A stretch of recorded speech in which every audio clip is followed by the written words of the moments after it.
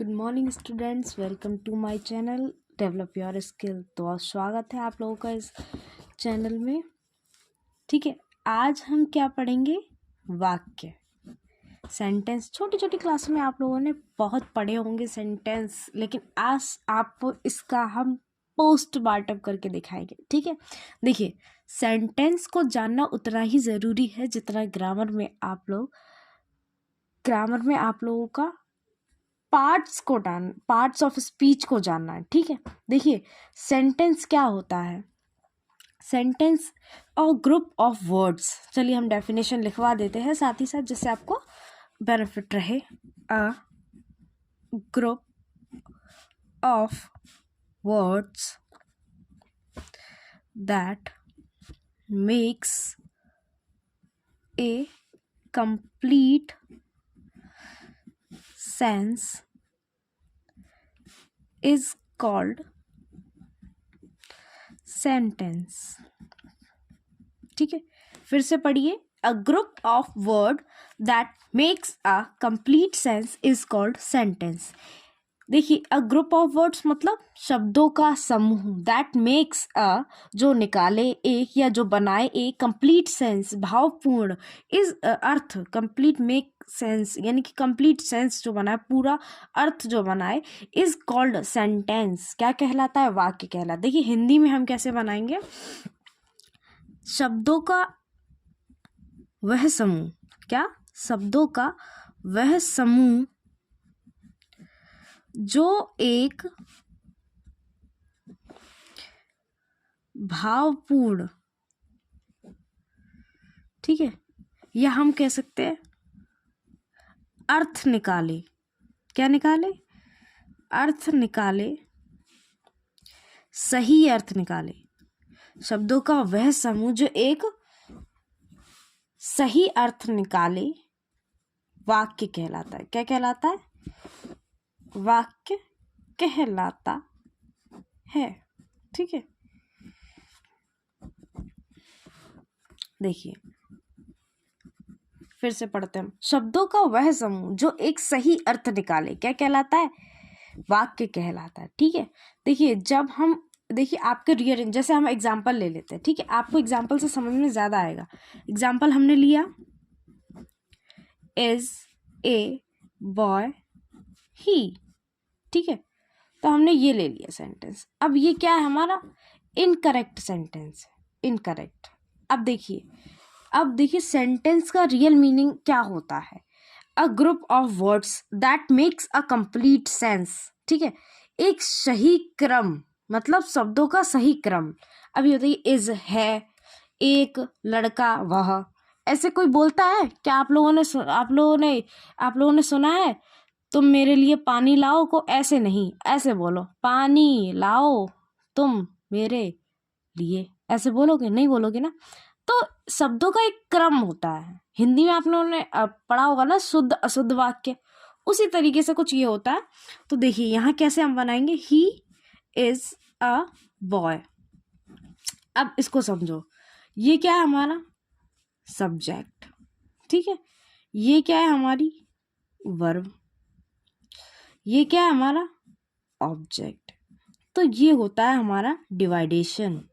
ठीक है, क्या होता है? मेन चीज यही होती है। अगर आपको सेंटेंस में सब्जेक्ट, वर्ब, ऑब्जेक्ट जानना आ गया तो आधी ग्रामर, आधी ट्रांसलेशन आप ऐसे ही कवर कर लेंगे। देखिए, वर्ब, ठीक है, वर्ब मेन काम होता है, मेन वर्ब और हेल्पिंग वर्ब का। दो जो वर्ब होती है हमारी, बहुत अहम भूमिका निभाती हैं ग्रामर में। और सब्जेक्ट क्या होता है? देखिए, सब्जेक्ट को सही जानने का तरीका होता है व्हाट और हु। जैसे आपसे कोई भी आप क्वेश्चन पुट अप कर लीजिए हु से, अगर आप लिविंग थिंग से हु करके क्वेश्चन करेंगे तो आपको वहाँ से सब्जेक्ट पता चल जाएगा, और आप नॉन लिविंग थिंग के लिए करेंगे तो वहाँ आपको व्हाट यूज़ करना पड़ेगा। ठीक है, तो इससे क्या है, आप लोगों को सब्जेक्ट मिल जाएगा। ये एक प्लस पॉइंट होता है, जिससे, जैसे हम नोट पॉइंट बोलते हैं ना, जिससे हम अपना IQ लेवल सही कर सकते हैं। इससे क्या होगा, जैसे आपसे कोई पूछे ही इज अ बॉय, तो who is a boy, who is a boy, who आ गया ना, तो हु किसके लिए आया है? लिविंग थिंग्स के लिए, लिविंग के लिए। तो हु इज अ बॉय, तो कौन लड़का है, वह। यहाँ सब्जेक्ट दिया है ना, हु से आया इसका आंसर, तो ही इज अ सब्जेक्ट। ठीक है, ऐसे।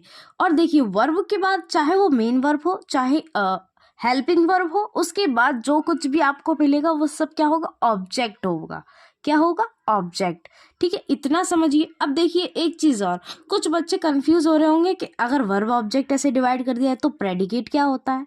हाँ हाँ, मैं प्रेडिकेट भी समझा देती हूँ। देखिए जैसे हमारा है आई एम ए गर्ल, ठीक है, तो इसमें क्या होता है, सब्जेक्ट और प्रेडिकेट तो इससे भी ज़्यादा सरल होता है। कैसे सरल होता है, क्योंकि उसमें सिर्फ सब्जेक्ट पता होना चाहिए। सब्जेक्ट हमारा क्या हो गया, आई हो गया, ठीक है, और बाकी जितना भी बचेगा वो हमारा प्रेडिकेट में ही आएगा। ठीक है, किस में आएगा, प्रेडिकेट में। सब्जेक्ट, सब्जेक्ट को हिंदी में क्या बोलते हैं हम, कर्ता, और इसको क्या बोलेंगे, प्रेडिकेट को। चलिए आप लोग बताइए, कमेंट बॉक्स में आप लोग बताएंगे कि प्रेडिकेट को हिंदी में क्या कहते हैं। देखिए यहाँ पे भी सब्जेक्ट को कर्ता कहते हैं, यहाँ वर्ब को क्रिया कहेंगे, ठीक है, ऑब्जेक्ट को कर्म कहेंगे। ठीक है, ये चीज़ें आप लोगों को पता होनी चाहिए, क्योंकि यही आपकी पूरी ग्रामर में। तो आपके लिए आज के लिए ये क्वेश्चन रहेगा। ठीक है, प्रेडिकेट को हिंदी में क्या कहेंगे, आप लोग कमेंट बॉक्स में ज़रूर बताइएगा। अब हम आते हैं कि सेंटेंस कितने प्रकार के होते हैं। ठीक है, मैं आशा करती हूँ कि आप लोगों को यहाँ तक समझ में आया होगा। ठीक है, चलिए अब हम आगे पढ़ते हैं पार्ट्स ऑफ सेंटेंस। क्या पढ़ेंगे, पार्ट्स ऑफ सेंटेंस। ठीक है, सबसे पहले हमारा रहेगा सब्जेक्ट, फिर हम करेंगे वर्ब की बात, और फिर बात करेंगे ऑब्जेक्ट की बात।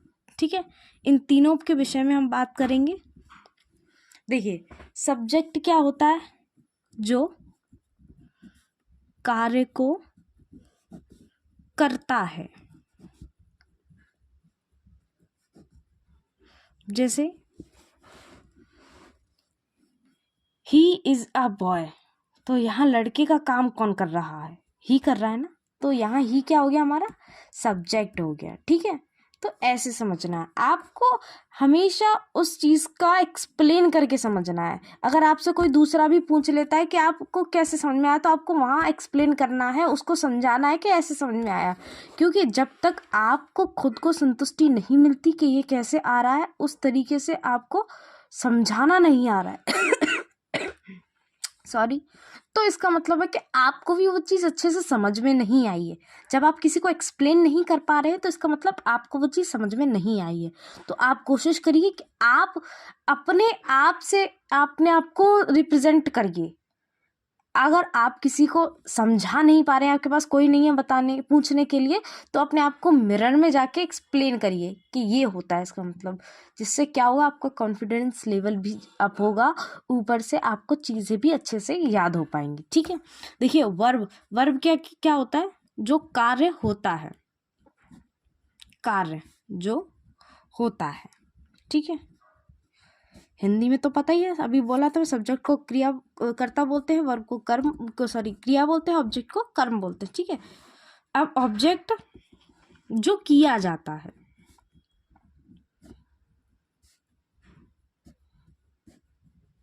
ठीक है, जैसे हम दूसरा एग्जांपल ले लेते हैं। देखिए राम डज हिज वर्क। ठीक है, अब यहाँ हम डिवाइडेशन करेंगे। देखिए हु डज हिज वर्क, तो राम डज हिज वर्क, तो राम क्या हो गया यहाँ, कर्ता, इट्स मीन सब्जेक्ट। ठीक है, अब डज, देखिए डज यहाँ हेल्पिंग वर्ब है ना, एच वी है ना, तो उससे हमें कोई मतलब, अभी हमारी ये क्या काम करेगी, वर्ब का काम करेगी। क्या काम करेगी, वर्ब यानी कि क्रिया। ठीक है, और क्या, हिज वर्क, उसका काम, यानी कि ये क्या हो गया, हमारा कर्म हो गया। क्या किया जा रहा है, कर्म, ऑब्जेक्ट। ठीक है, देखिए अब समझिए, देखिए जो कार्य को करता है, तो यहाँ कौन काम कर रहा है, राम ही तो कर रहा है ना। कार्य जो होता है, क्या होता है कि ये क्रिया क्या डज किया जा रहा है, काम जो कर रहा है वो डज करना ही तो काम है, मतलब जो कर रहा है क्रिया है करना, कर रहा, ठीक है। ऑब्जेक्ट है जो किया जाता है, हिज वर्क, उसका काम। तो ये जो किया जा रहा है काम ही तो किया जा रहा है, तो ये चीज़ है, ठीक है। आई होप ये आपको समझ में आ रहा होगा। अब देखिए ये चीज़ आपको बहुत अच्छे से क्लियर हो चुकी है। अब हम क्या करेंगे, काइंड्स ऑफ सेंटेंस पढ़ेंगे। क्या पढ़ेंगे, काइंड्स ऑफ सेंटेंस पढ़ेंगे, ठीक है। चलिए हेडिंग डालते हैं हम, काइंड्स ऑफ सेंटेंस।